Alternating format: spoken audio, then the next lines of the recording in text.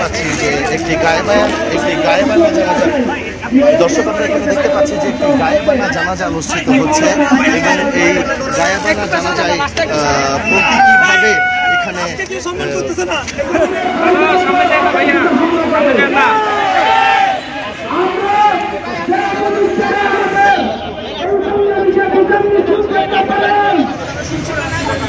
আল্লাহু আকবার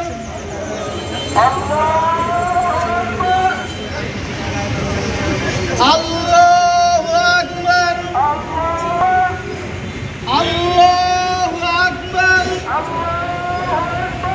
আল্লাহু আকবার। আসসালামু আলাইকুম ওয়া রাহমাতুল্লাহ। আসসালামু আলাইকুম ওয়া রাহমাতুল্লাহ।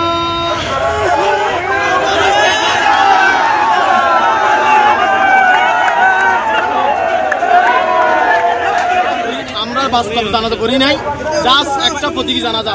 যেহেতু স্বরাষ্ট্র উপদেষ্টা দায়িত্ব নেওয়ার পর থেকে ব্যর্থতার কারণে এখনো পর্যন্ত কোন ধরনের খুনিদেরকে স্বৈরাচারী দোষরদেরকে বিচার করে নাই।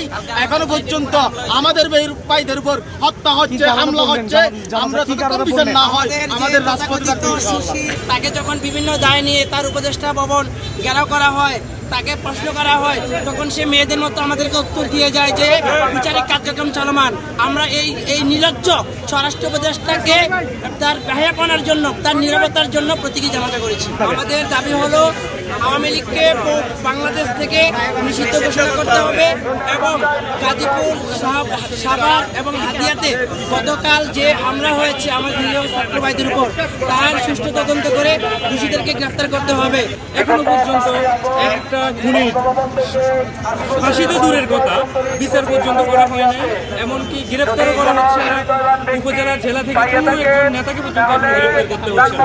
আমাদের অন্তর্বর্তীকালীন সরকারের যে সকল উপদেষ্টাগণ আছেন তারা এখনো পর্যন্ত ঘুমিয়ে আছে।